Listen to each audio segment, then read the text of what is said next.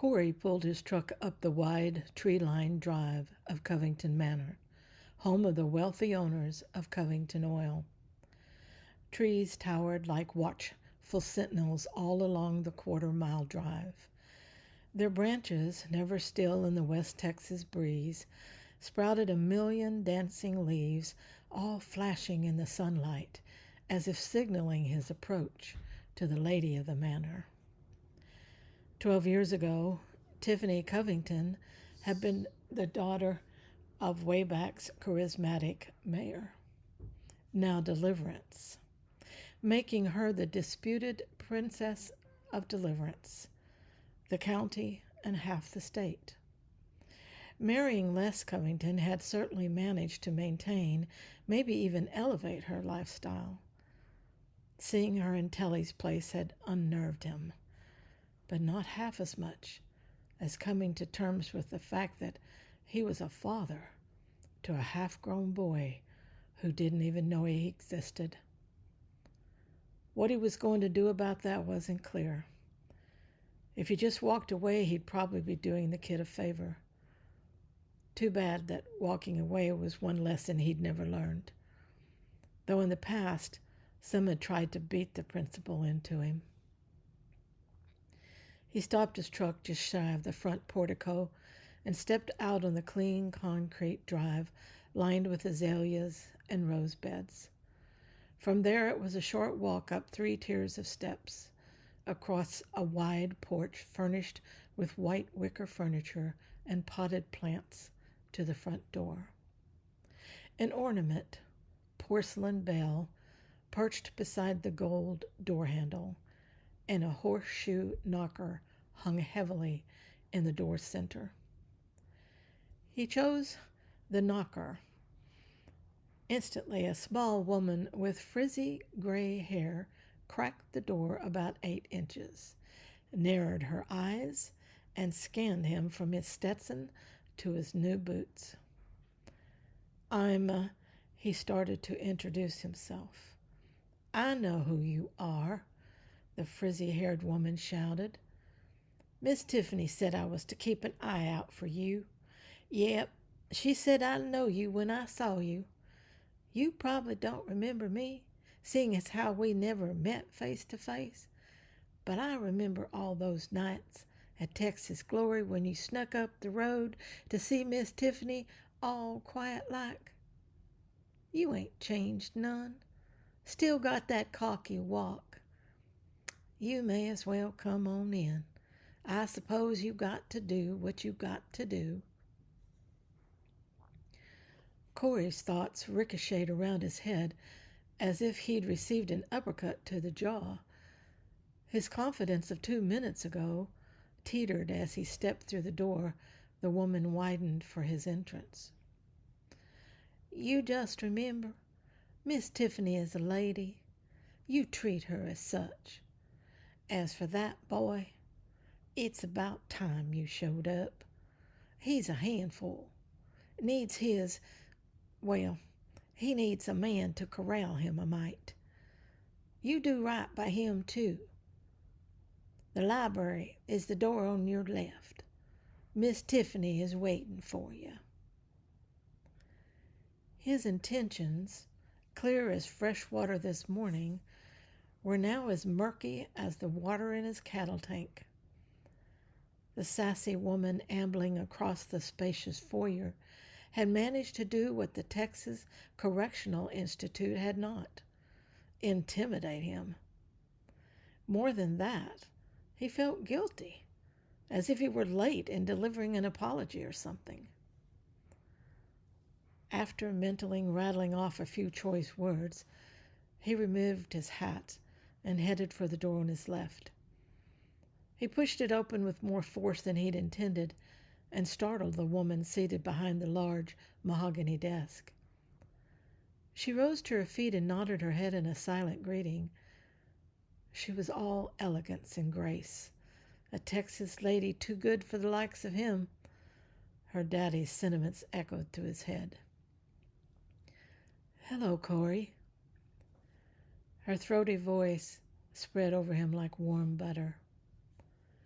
I've been inspecting you." The familiarity of her smooth southern tone pricked as if barbed when he remembered how many days and nights he'd lived on just the memory of it. He resented her calm graciousness, her social politeness, and most especially the unspoken distance imposed in her manner. She had no right to treat him like a stranger. The least she could do was fake an ounce of remorse or guilt. A little begging for his forgiveness would be more in order. Did she honestly think he was going to stand there and play lapdog to her princess act? Now was as good a time as any to set her straight. "How do you think your social set will take to the news that you passed off my kid as one of their own?" "I'm thinking it will hit every news channel in 4 states, maybe more." He watched her face flush pink and then settle back to pale, translucent ivory. She stepped to the side of the desk and rested a trembling hand on its corner. "Please, Corey, come in. Take a seat. Mrs. Stewart will be bringing coffee at any moment. After that, we can talk without interruption."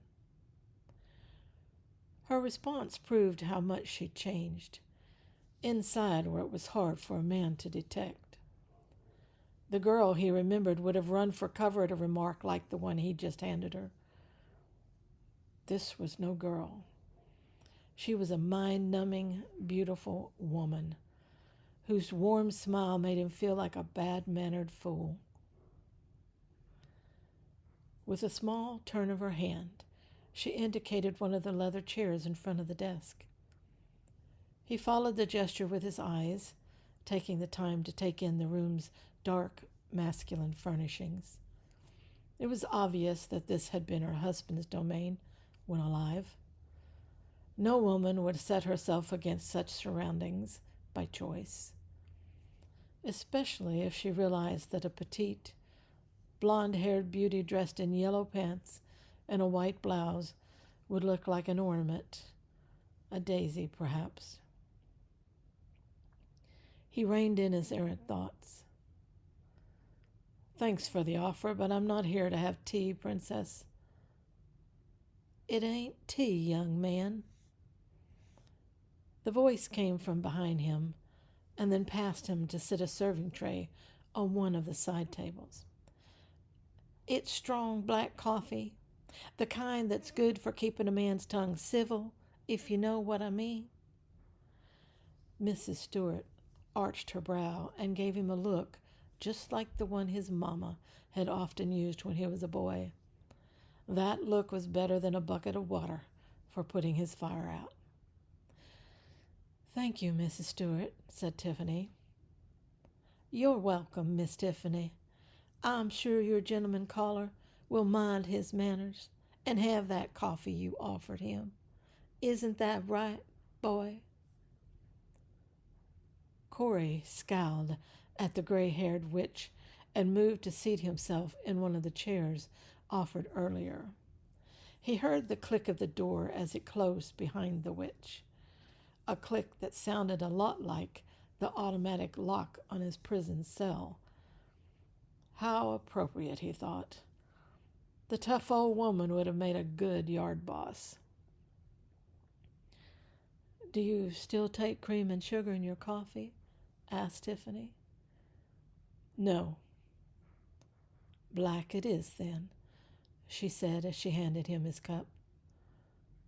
"Would you like a tea cake? Mrs. Stewart makes them fresh every Sunday. They're really very good." "No." He was disappointed when she took her previous seat behind the oversized desk. Why it mattered he didn't know, and he sure wasn't going to dig around to find out. "You've changed, Corey. Not in looks, but you carry an intense—" "Cut the niceties. Say what you mean. I know how I look. Prison has its way of giving a man a new look. Does the convict persona make you nervous, Mrs. Covington?" I suppose it's not the look you're used to, but that's too bad, because it's permanent. She didn't wince.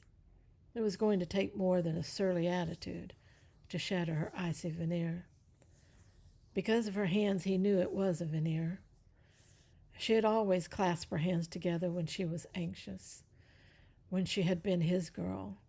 He used to soothe that anxiety by opening her fingers one at a time, kissing them, then kissing a trail up her arm. That was no longer an option. Another fact that shouldn't have mattered, but did. I was going to say that you carry an intensity you didn't have growing up. You were always so reckless and carefree. I suppose, after this length of time, it is not surprising that we are little more than strangers. How could she sit there and call him a stranger? If she wanted to forget the true nature of their relationship, he was just the man to remind her. Princess, you can never be a stranger to me. You want to know why? Feminine neck muscles tightened as she tossed her head back, and her shoulders trembled with the effort to control tiny, ragged breaths. Maybe it made him a bully, but watching her veneer visibly crack even the scales of justice a little, at least in his mind. There is no reason to be rude, Corey. You haven't begun to see rude, Mrs. Covington. If I don't get some satisfactory answers, what you termed rude is going to sound like your mama's prayers. She froze, as if she'd just walked on a rattlesnake. Good, he thought. He wanted her unnerved. Maybe then she could better understand what a boy of 18 felt when they shuffled him into the adult population of a Texas prison. Look, Corey, could we please talk like civilized people? You must want to know about Joey. As to the rest, if you'll let me explain, we can get this all behind us today and move forward. I'm sure you're ready to get on with your life without a lot of useless anger. Anger can be a very useful tool. It keeps a man and gives him a reason to survive. I'm sorry about what you've been through, Corey. I want to make up for what my family and I have done to you, but you've got to give me that chance. Let me get one thing clear. I don't have to give you anything, least of all a chance to clear your conscience. I know that, but I'm asking anyway. The sincerity in her eyes was unexpected. It even managed to rattle the bars surrounding his heart.